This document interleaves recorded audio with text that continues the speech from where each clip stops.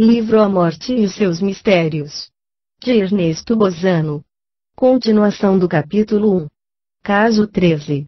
Entre os médiuns contemporâneos de transfiguração, podemos citar, na França, a Sra. Picuart e, na Inglaterra, a Sra. Bullock, com as quais se principiou a experimentar com critério científico, fotografando os fenômenos das transfigurações, que se realizam à luz do dia ou com luzes diversamente coloridas, mas sempre suficientes.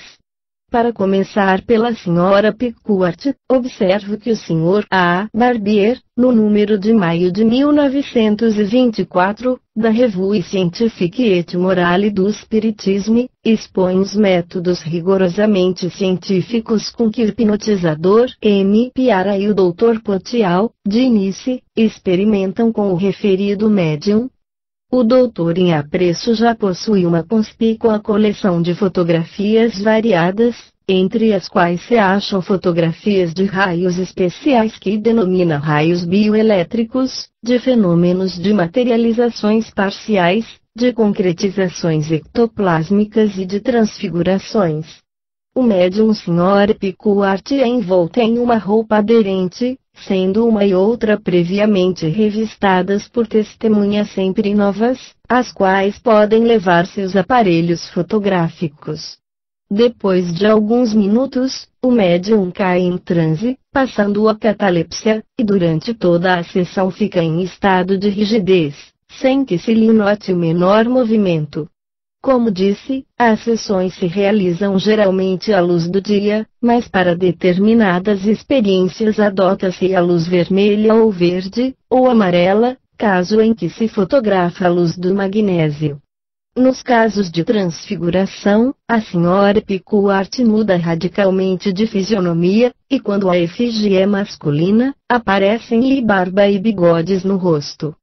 Revue Scientifique et Morale du Spiritisme, no número de maio de 1924, páginas 149 a 151. Esta, em resumo, a descrição genérica das experiências. Tiro da Light, 1927, página 508, a seguinte narrativa de uma sessão com a Sra. Picuart, assistida pelo Sr. Nielgo, sessão que, entretanto, não atingiu o seu pleno desenvolvimento. Cito-a porque não disponho de outra documentação a respeito e também porque tal narrativa serve para ilustrar as modalidades com que se produzem as manifestações. Relata o Sr. Nielgo. Foi com um sentimento de grata expectativa que entrei na sala das sessões, em casa da Sra. Audot, Rue du Faubourg Montmartre, Paris, para assistir às experiências com o médium Sra. Picuart, a respeito de quem ouvirá falar com admiração. E o meu interesse fora mais do que nunca estimulado pela conspícua coleção de fotografias obtidas pela Sra. Audot, nas quais se observa o médium nas variadas transformações do seu transe, pois que a Sra. Picuart é um médium de transfiguração. A Sra. Audot tinha me explicado que ela entrava em condições de catalepsia, durante as quais se transformava de fisionomia e, quando a efígie representava um homem, apareciam-lhes pelos no rosto. E, com efeito, várias das fotografias por mim vistas atestavam, mostrando-se extraordinariamente interessantes. Ao mesmo tempo que eu, assistiam à sessão um senhor norte-americano, representante de uma sociedade de investigações psíquicas dos Estados Unidos, um senhor inglês, membro de bem conhecida Sociedade de Investigações Psíquicas de Londres, uma senhora inglesa, e 3 senhoras francesas, uma das quais era médium, e uma outra, a mulher de um artista dramático. A Sra. Picuart foi apresentada a nós todos. E uma senhora pequena de aspecto comum, pertence à burguesia e aparentemente é surda. Após a apresentação, retirou-se para pôr uma vestimenta negra muito aprimorada, com um chale negro sobre as espáduas nuas.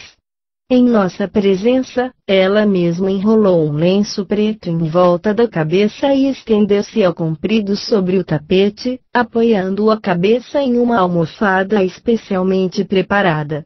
Estava-se em plena luz do dia e nós começamos a observá-la atentamente. O médium emitiu 2 longos suspiros e logo caiu em estado de transe. Os lábios vibravam fortemente, e os olhos giravam convulsivamente nas órbitas. Depois apareceram sobre a pele do peito e da espádua à esquerda largas manchas vermelhas, e seu rosto se tornou muito pálido. A senhora Oldot levantou um braço do médium, o qual caiu pesadamente sobre o tapete, produzindo um ruído surdo. A expectativa se fazia sempre mais ansiosa. De repente a senhora Oldot exclamou: "Pronto!" Neste momento, o espírito entra no corpo do médium. Observamos uma mudança.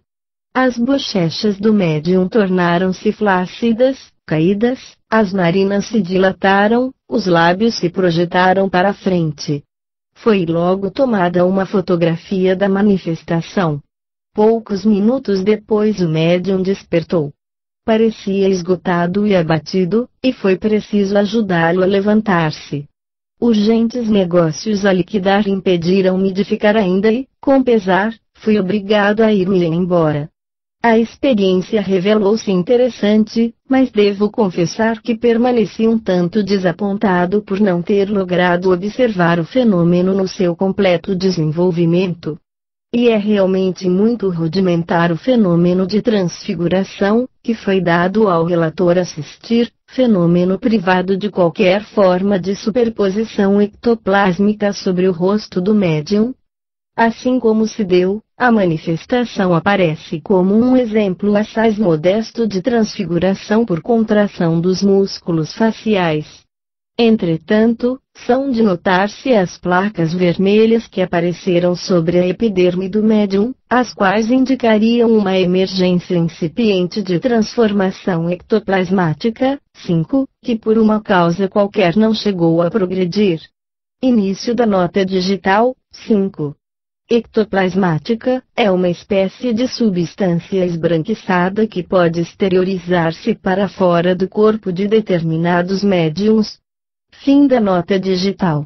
Assim sendo, é claro que se não houvesse o precedente de numerosas fotografias, superposições ectoplásmicas, obtidas pela senhora Oldot, e sobretudo pelo Dr. Plotial, teria sido preferível não citar a experiência.